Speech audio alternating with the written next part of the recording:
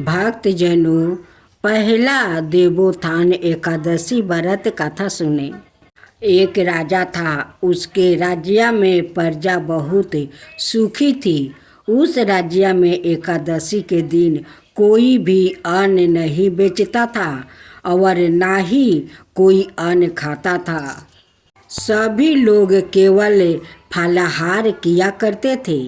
एक बार भगवान ने राजा की परीक्षा लेने के लिए सुंदरी का रूप धारण किया और सड़क के किनार पर बैठ गया। तभी राजा उधर से गुजरे और सुंदरी को देखकर चकित रह गया। उन्होंने सुंदरी से पूछा कि तुम कौन हो और इस तरह यहाँ क्यों बैठी हुई हो? तब सुंदरी के रूप में मौजूद भगवान ने कहा कि मैं निराश्रिता हूँ। इस नगर में मेरा कोई जान पहचान नहीं है। मैं किससे सहायता मांगूं? राजा उसके रूप पर मोहित हो गया और बोले कि तुम मेरे महल में चलकर मेरी रानी बनकर रहो। इस पर सुंदरी ने कहा कि मैं तुम्हारी बात मानूंगी, लेकिन तुम्हें राज्य का अधिकार मुझे सौंपना होगा। इस राज्य पर मेरा पूर्ण अधिकार होगा और मैं जो भी बनाऊंगी तुम्हें खाना ही होगा। यह सुनकर सुंदरी के रूप पर मोहित राजा ने कहा कि मुझे सारी शर्त मंजूर है। अगले दिन एकादशी थी, लेकिन रानी ने आदेश दिया कि बाजारों में अनाए दिनों की तरह ही अन्न बेचा जाए। इतना ही नहीं, उसने घर में मांस, मछली आदि पकवाए और परोस कर राजा से खाने के लिए कहा। यह देखकर राजा बोला, रानी, आज एकादशी है, इसलिए मैं तो केवल फलाहार ही करूँगा। तब रानी ने राजा को अपनी शर्त की याद दिलाई और बोली, या तो खाना खाओ, नहीं तो मैं बड़े राजकुमार का सिर काट दूंगी। राजा ने अपनी स्थिति बड़ी रानी से कही तो बड़ी रानी बोली, महाराज, आप धर्म ना छोड़े और बड़े राजकुमार का सिर दे दो।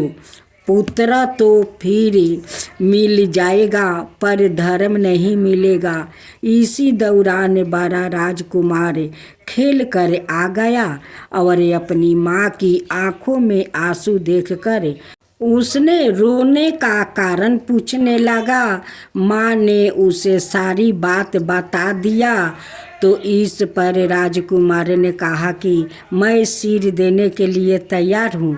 मेरे पिताजी के धर्म की रक्षा जरूर होगी। राजा दुखी मन से सुंदरी के पास गया और राजकुमार का सिर देने को तैयार हो गया। तभी सुंदरी के रूप से भगवान विष्णु ने प्रकट होकर उसे कहा, राजन, यह तुम्हारी प्रतीक्षा थी और तुम इस कठिन प्रतीक्षा में पास हो गया है। भगवान ने प्रसन्न मन से राजा से वर मांगने को कहा। तो राजा ने कहा, आपका दिया सब कुछ है, बस हमारा उद्धार करे। उसी समय वहाँ एक विमान उतरा और राजा अपना राज्य पुत्र को सौंप कर विमान में बैठकर परम धाम को चला गया। अब सुने दूसरा अध्याय। एक राजा के राज्य में सभी लोग एकादशी का व्रत रखते थे। प्रजा और नौकरों चाकरों से लेकर पशुओं तक को एकादशी के दिन अन्न नहीं दिया जाता था। एक दिन किसी दूसरे राज्य का एक व्याकुल राजा के पास आकर बोला, महाराज, कृपा करके मुझे नौकरी पर रख ले। तब राजा ने उसके सामने एक शर्त रखी कि ठीक है, राख लेते हैं, किंतु रोज तो तुम्हें खाना को सब कुछ मिलेगा, पर एकादशी को अन्न नहीं मिलेगा। उस व्याकृत ने उस समय हाँ कर ली, पर एकादशी के दिन जब उसे फलाहार का सामान दिया गया तो वो राजा के सामने जाकर गिड़गिड़ाने लगा, महाराज, इससे मेरा पेट नहीं भरेगा, मैं भूखी हूँ, मर जाऊँगा, मुझे अन्न दे दो। राजा ने उसे शर्त की बात याद दिलाई, पर वो अन्न छोड़ने को तैयार नहीं हुआ। तब राजा ने उसे आटा, दाल, चावल आदि दिए। वो नीति की तरह नदी पर पहुंचा और स्नान कर भोजन पकाने लगा।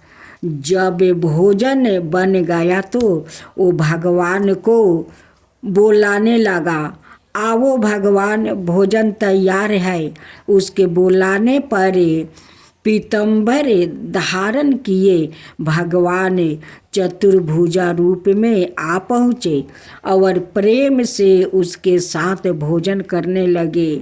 भोजनादि करके भगवान अंतर ध्यान हो गया और वो अपने काम पर चला गया।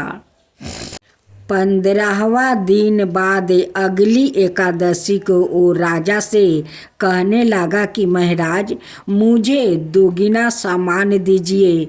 उस दिन तो मैं भूखी ही रह गया। राजा ने कारण पूछा तो उसने बताया कि हमारे साथ भगवान भी खाते हैं, इसलिए हम दोनों के लिए यह सामान पूरा नहीं होता है। यह सुनकर राजा को बड़ा आश्चर्य हुआ। वो बोला, मैं नहीं मान सकता हूँ कि भगवान तुम्हारे साथ खाते हैं। मैं तो इतना व्रत रखता हूँ, पूजा करता हूँ, पर भगवान ने मुझे कभी दर्शन नहीं दिया। राजा की बात सुनकर वो बोला, महाराज, यदि विश्वास ना हो तो साथ चलकर देख लो। राजा एक पेड़ के पीछे छिप कर बैठ गया। उस व्याकृत ने भोजन बनाया और भगवान को शाम तक पुकारता रहा, परंतु भगवान ना आए। अंत में उसने कहा, हे भगवान, यदि आप नहीं आए तो मैं नदी में कूदकर प्राण त्याग दूंगा। लेकिन भगवान नहीं आए। तब वो प्राण त्यागने के उद्देश्य से नदी के तरफ बढ़ा। प्राण त्यागने का उसका दृढ़ इरादा जाने शीघ्र ही भगवान ने प्रकट होकर उसे रोक लिया और साथ बैठाकर भोजन करने लगे। खा पीकर वो उसे अपने विमान में बैठाकर अपने धाम को ले गया। यह देखकर राजा ने सोचा कि व्रत उपवास से तब तक कोई फायदा नहीं होता है जब तक मन शुद्ध न हो।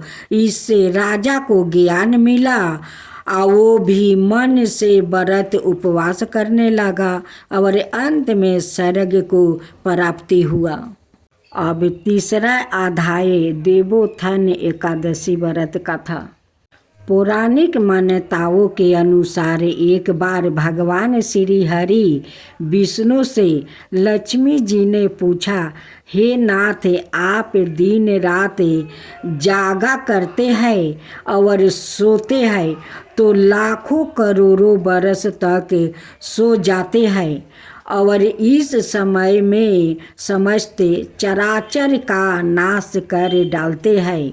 इसलिए आप नियम से प्रति बरस निद्रा लिया करें।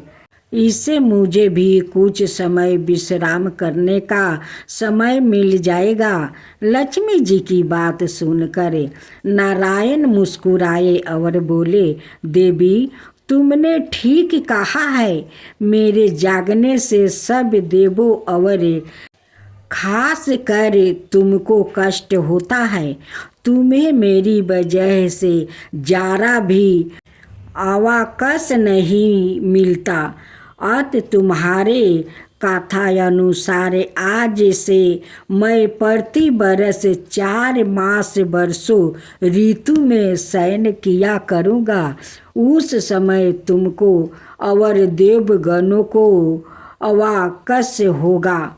मेरी यह निद्रा अल्पा निद्रा प्रलयकालीन महानिद्रा कहलाएगी। मेरे यह अल्प निद्रा मेरे भक्तों के लिए परम मंगलकारी होगी। इस काल में मेरे जो भी भक्त मेरे शयन की भावना कर मेरी सेवा करेंगे और शयन वो उत्थान के उत्सव को आनंद पूर्वक आयोजित करेंगे, उनके घर में मैं तुम्हारे साथ निवास करूँगा। अब आप सुने कार्तिक मास की तुलसी कथा। भगवान विष्णु ने जब श्री कृष्णा रूप में अवतार लिया तब रुक्मिणी और सत्या भावना उनकी पटरानी हुई। सत्या भावना पूर्व जन्म में एक ब्राह्मण की पुत्री थी। युवावस्था में ही एक दिन उनके पति और पिता को एक राक्षस ने मार दिया। कुछ दिन तक ब्राह्मण की पुत्री रोती रही। इसके बाद उसने सवाई को विष्णु भगवान की भक्ति में संप्रेरित कर दिया। वो सभिन एकादशी का व्रत रखती और कार्तिक मास में नियम पूर्वक सूर्योदय से पूर्व स्नान करके भगवान विष्णु और तुलसी की पूजा करती थी। बुढ़ापा आने पर एक दिन जब ब्राह्मण की पुत्री कार्तिक स्नान के लिए गंगा में डुबकी लगाई तब बुखार से कांपने लगी और गंगा तट पर उसकी मृत्यु हो गई। उसी समय विष्णु लोक से एक विमान आया और ब्राह्मण की पुत्री का दिव्य शरीर विमान में बैठाकर विष्णु लोक पहुंचाया गया। जब भगवान विष्णु ने कृष्णा अवतार लिया तब ब्राह्मण की पुत्री ने सत्या भावना के रूप में जन्म लिया। कार्तिक मास में दीप दान करने के कारण सत्या भावना को सुख और संपत्ति प्राप्ति हुई।